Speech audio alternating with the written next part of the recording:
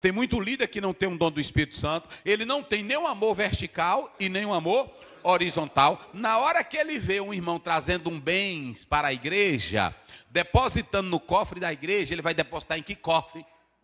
No cofre dele. Pessoal. O dom do Espírito Santo nessa igreja primitiva, ele promovia o quê? Duas coisas que ele promovia. Que era que ele promovia? O amor a Deus. O amor a Deus e a generosidade. E a generosidade. Veja que o dom do Espírito Santo nessa igreja promovia amor a Deus e generosidade. Pronto. Até a pregação dos apóstolos eram inspiradas, mas eram cheias do quê? De amor e generosidade. Os líderes, irmão, que tem de líder, que não tem amor, que não tem generosidade, ele passa no carrãozão dele, nem uma carona por membro ele dá. Marcos 10, 21, aquele jovem rico, né?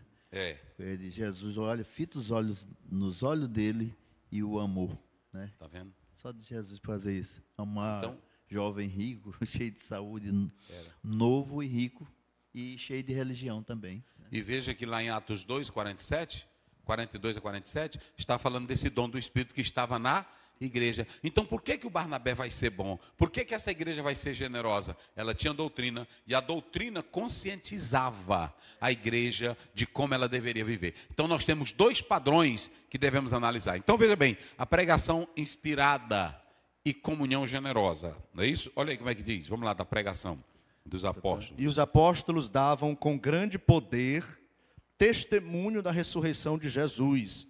E em todos eles havia abundante graça. Pronto, porque preste bem atenção, nós vamos já chegar lá. Esses líderes que tinham a abundante graça e que tinham a palavra, o pessoal vai depositar os bens aonde? Diga aí, aonde é que eles vão depositar? Aos pés deles. E se esses apóstolos que estavam na liderança, se eles não tivessem amor, doutrina e generosidade, o que eles iam fazer com os bens? Desviar. Eu vou já falar. A caixa 2. Então veja bem, é por isso que tem doutrina. Tem muito líder que não tem doutrina.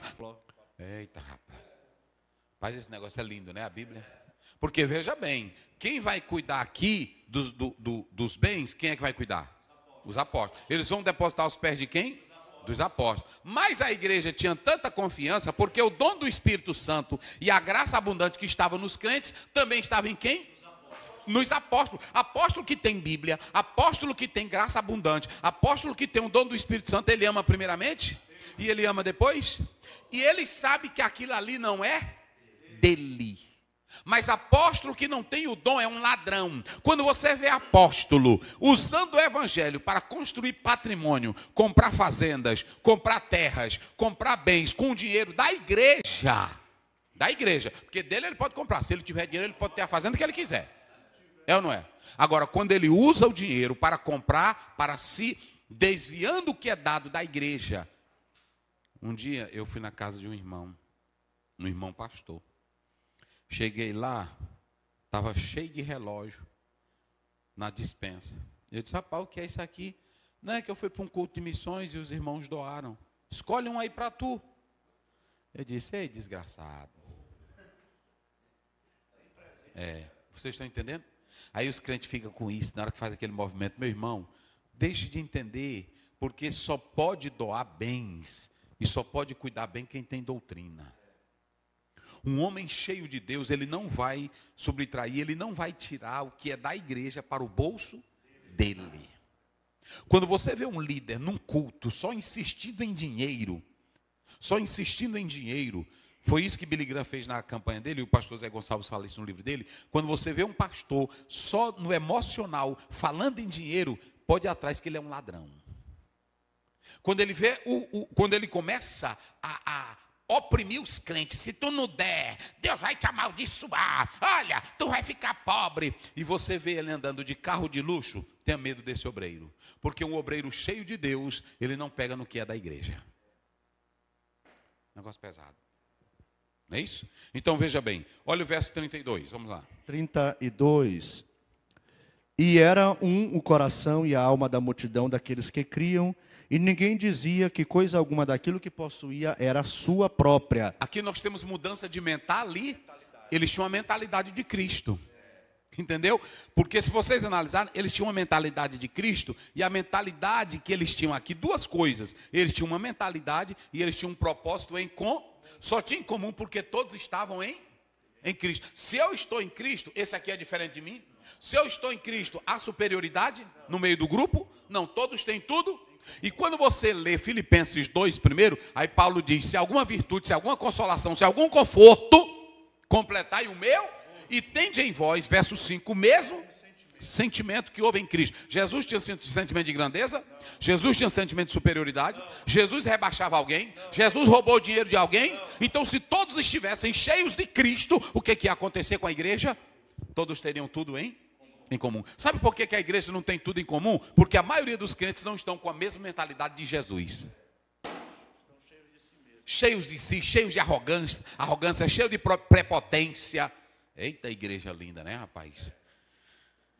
Eita, rapaz. Aí, como eles não tinham nada, observem bem.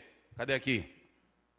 Nós já falamos da característica. Eles tinham devoção ao Senhor e amor ao próximo. Era isso que marcava ele. Devoção temor ao Senhor. Eles sabiam que Deus era a base. E eles tinham amor a quem? Ao próximo. Na vida deles havia abundante graça. Aí agora vem aos pés dos apóstolos. Veja que esses crentes aqui, eles tinham a posse, mas eles não tinham o domínio.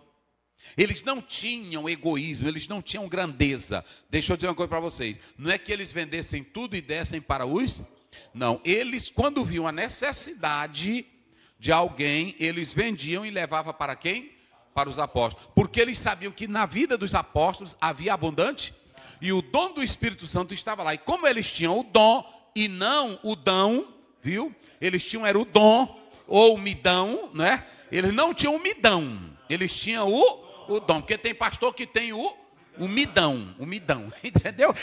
Ele não tem o dom, isso aqui é interessante. Ele não tem o dom, ele tem o midão. E o midão, se você botar nos pés dele, vai sumir o dinheiro da igreja. Você já viu aquele líder? Pode para cá. Fui chamado para dizer a verdade. E é aqui mesmo. Jesus disse que aquilo que pregar dentro de casa tem que pregar nos telhados. Por exemplo, tem pastor que tem medo de dar relatório na igreja. Sabe por que ele tem medo de dar o relatório? Porque ele está dizendo o midão. O midão é que os irmãos compram, os irmãos fazem uma festinha, os irmãos botam um negócio. Quando dá fé, o pastor vai lá e pega todo o dinheiro. Tem assim, mas tem homens de Deus sérios ou não tem? A igreja sabia que os apóstolos eram sérios. Isso aqui é tão sério, irmão, que no Velho Testamento, está lá em Números, também em Levítico, em especial Levítico, no capítulo 18, 19, você pode ler.